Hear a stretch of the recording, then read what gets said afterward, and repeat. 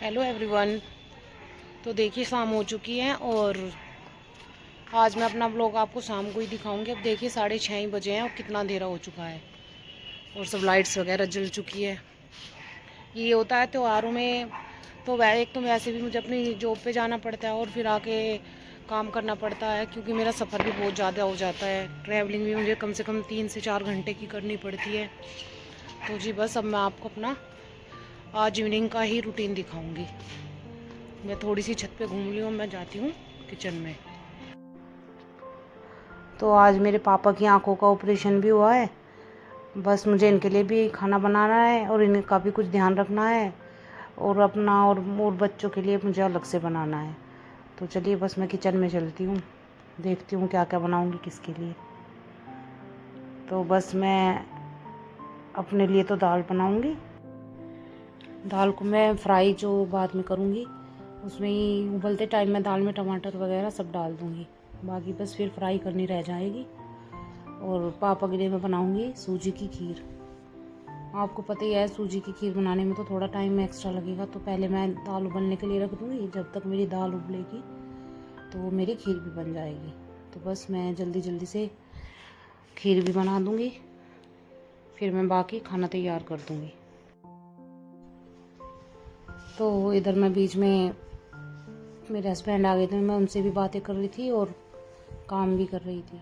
आपको तो पता ही है जब भी किसी की सर्जरी वगैरह कुछ होती है तो तला भुना या मिर्च वगैरह का तो डॉक्टर मना ही करते हैं। तो बस मैं तो उनके लिए अभी फ़िलहाल तो सूजी की खीर बनाऊंगी और अलग से थोड़ी मूंग की दाल भी बना दूंगी अगर उनका मन करेगा तो जी बस खीर बन चुकी थी मेरी। मैंने थोड़ी गाढ़ी बनाई है जिससे ये ज़्यादा फिलिंग भी लगे। थोड़ी सूजी एक्स्ट्रा डाली थी इसमें मैंने।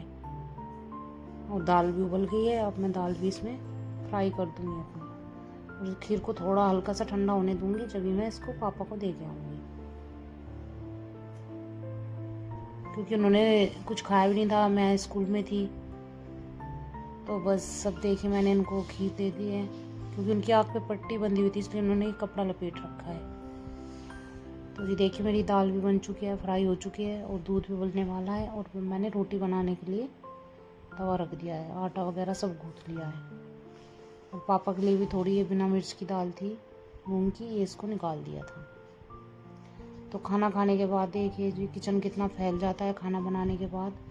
मैं भी खाना खा के आ गई थी और जल्दी जल्दी से अपना किचन भी साफ़ कर दूँगी।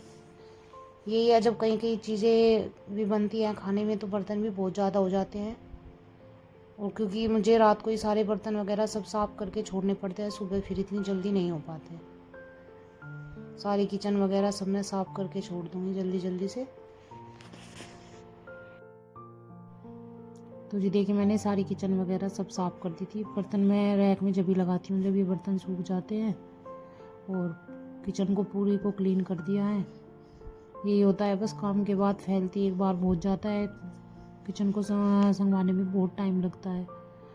और इसके साथ ही मैंने सुबह की भी तैयारी कर दी थी, क्योंकि मुझे सुबह बनानी थी दाल मखनी। पापा के लिए तो मैं कुछ अलग ही बनाऊंगी, लेकिन अपने सबके लिए, क्योंकि टिफ़िन में मुझे बच्चों को भी देनी है खुद भी लेके जानी है, तो मैं दाल मखनी बनाऊंगी उसके लिए। और देखती हूँ मैं क्या क्या बनाऊंगी। तो बस अब रात के क्योंकि 10 बजने वाले थे, उधर हमारे दूध की तैयारी हो गई। बच्चों को तो हमने दूध दे दिया था। और ये खीस गांव से हमारी नई गाय आई थी, तो ये खीस भी आया था, मुझे ये भी बनाना था। जिसको खीस लेना है उसके लिए मैं खीस बना दूँगी। और बस जी मैं इसी के साथ अपने ब्लॉग का एंड करती हूँ, क्योंकि मैं बच्चों को देखूँगी उनको क्या करवाना है क्या पढ़ाना है। और खीस बनाकर बस बच्चों को पढ़ाऊँगी और थोड़ा घूमूँगी। तो बस इसी के साथ मैं ब्लॉग का एंड करती हूँ। आपको अगर मेरा ब्लॉग अच्छा लगे तो लाइक सब्सक्राइब और शेयर